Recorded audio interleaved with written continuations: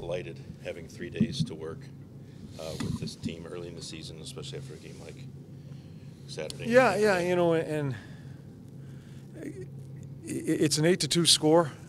We didn't play like an 8-2 team, so you got to be really careful as far as judging that. We had a hell of a time with their power play. I liked our second period. It's kind of a weird game. I thought our second period was really good when I was watching it live. It was okay as I watched the tape. I thought our other periods were god-awful, but there were some good things in those other periods. So that's why you got to be really careful in judging your team just because of the score. Are we happy 8-2? Absolutely not. But to answer your question, yeah, we've had a couple of really good opportunities early on to stop and digest and teach. So we got a really good day of teaching tomorrow with video, plus another practice day Wednesday, so it works out really well. Does it enable you to focus on, like we talked about, trying to kill off some of your penalties, or some of your penalties? Like, are you able to dial in a little bit more on some of that in these couple of days? With video, yes. It's awful hard to simulate power plays and work on penalty killing in your practice. It's just hard. But tomorrow's going to be an extensive video with that. Probably some more Wednesday. Yeah, trying to figure out personnel. Yeah, so it does. It gives us a chance to pause and get some teaching done, not just on our special teams, but in a number of different areas. Some guys had said after the game that they knew Tampa Bay was going to come out after a loss they had against Vancouver. Can they learn from that to come back against Philadelphia this weekend on Thursday? That they have to come back after a big loss and respond well. Yeah. You're always looking to not get into putting games in a row on the loss column. You're looking the other way as far as winning. So this is, again, like I say, it'll give us a few days here to look at some of the things. We have a lot of 5-on-5 video we'll show tomorrow. We have a lot of penalty killing and power play tape we'll show tomorrow because we have an opportunity to, and use this time wisely, hopefully, to make us better. John, in 5-on-5 play specifically, where are you with how the team is playing defensively with scoring chances they might be prohibiting or giving up? What's your gut telling you right now? Like that Tampa game, we gave up 24 scoring chances. I think only 9 of those were 5-on-5. But I'll give you a general answer. I think we're okay. I think our back end fluctuates.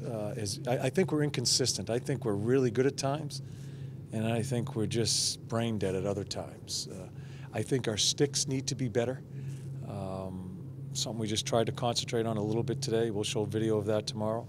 Yeah, so it's inconsistent. You go through this and you're just trying to get it to more consistent minutes away from the puck. So that's our goal here in the next few days. Are there any types of scoring chances where you see the team playing well against, defending against? Or is it inconsistent all throughout, do you think? This is all throughout.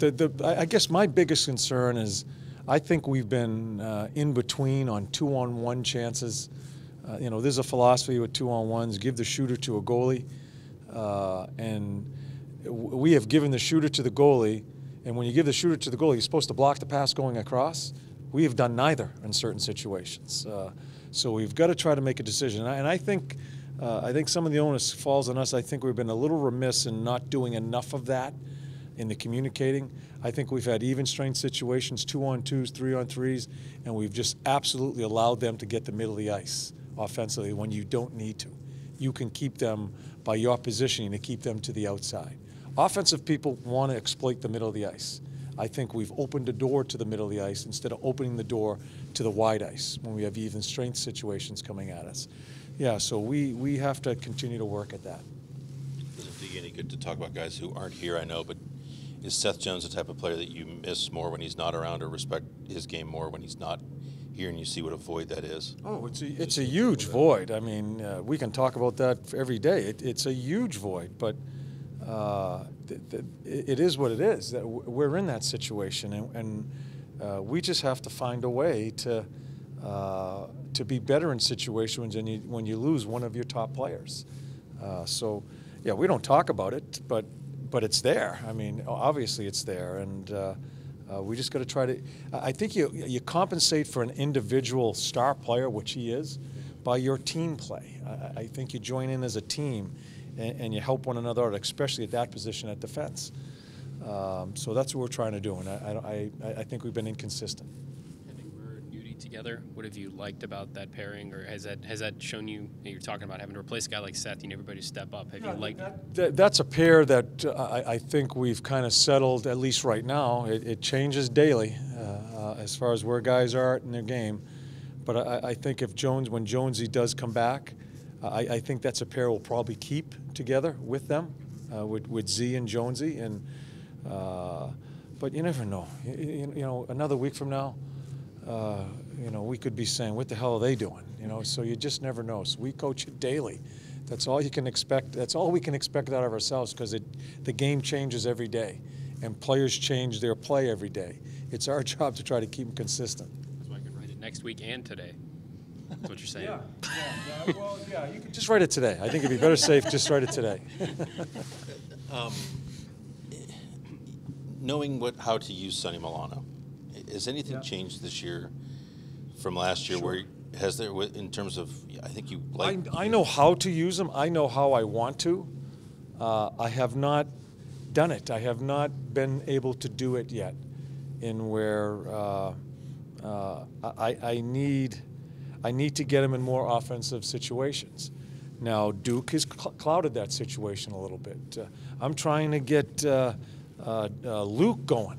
Yeah. You know, Brett has points, but I don't think there's anybody really firing on all cylinders. So that's where Sonny kind of gets lost a little bit. He's on my mind.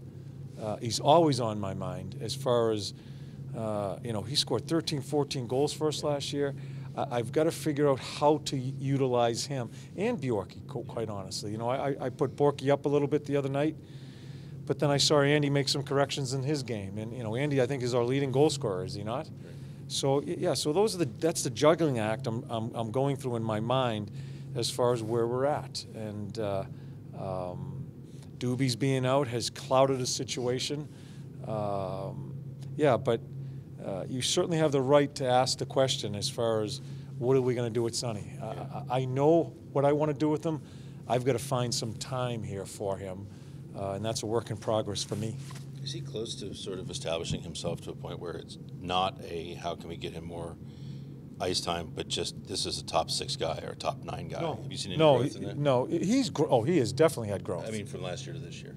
Well, I haven't given him an opportunity to show me that, quite honestly. But he is, from 3 years ago to where he is now, and that's what excites me about him.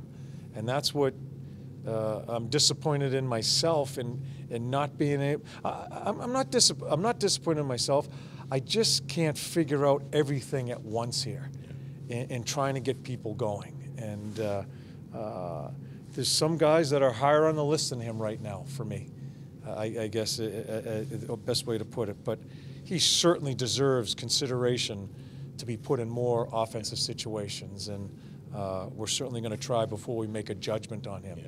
To make any judgment on Sonny's play right now would be unfair, and quite honest with Bjorkstrand too, because Duclair's come in and kind of muddled it up a little bit, and you know, trying to get Winnie going, and a number of other guys. We're not totally in sync there, and I have to make some decisions on where I go first before I start working down the line. You're still trying to find your identity, right?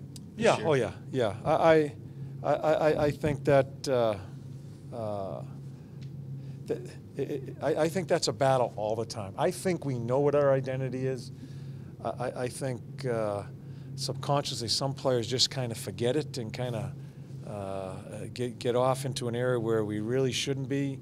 2 or 3 go that way, a few others follow, and that's where you have to try to reel them back in. I think that's a constant monitoring of the coaching staff to try to bring them back. We know what we are.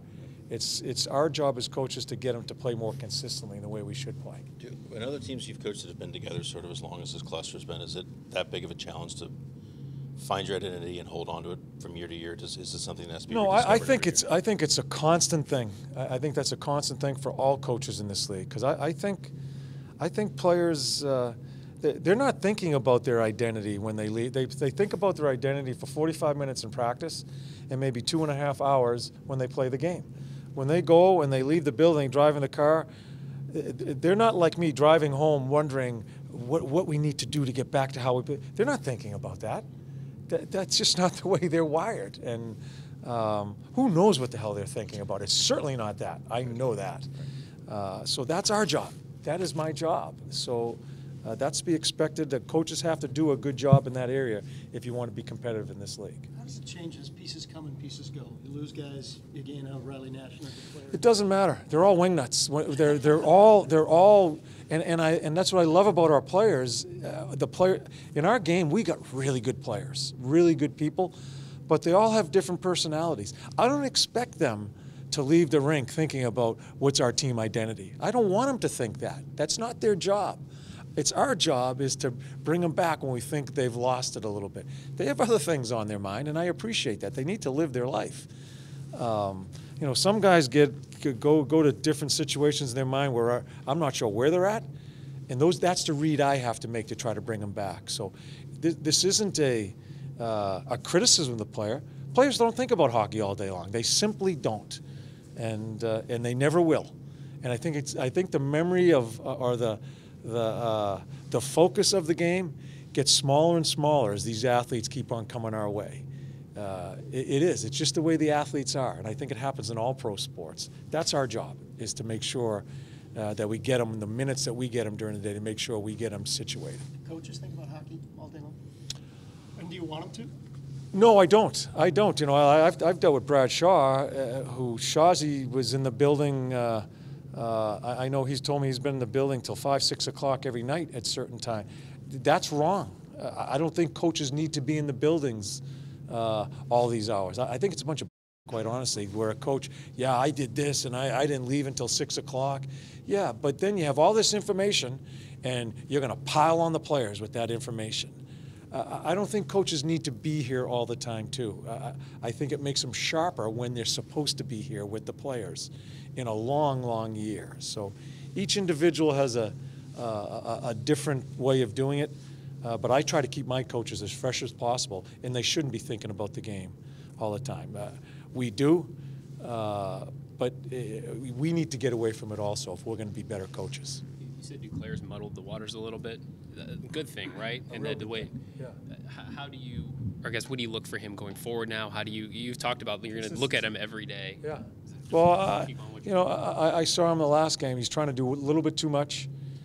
Sometimes he has to fight another day offensively and simply throw one in and use those legs to go get it instead of trying to beat people. That's the fine line for me is to not turn him into a guy that dumps the puck, but turn the guy into understand the situation that's in front of him each and every shift. And it's the same thing we've talked about with Sonny and all the offensive people. Sometimes you may go through 2 or 3 shifts in the game, probably play 20 a game, 2 or 3 shifts within a situation where you just have no offensive play. Don't try to force it all the time. And maybe that 4th shift, that's when something opens up and you can do your thing. That's the marriage we want to have with him, is understand situations, making the right decisions coming through that neutral zone.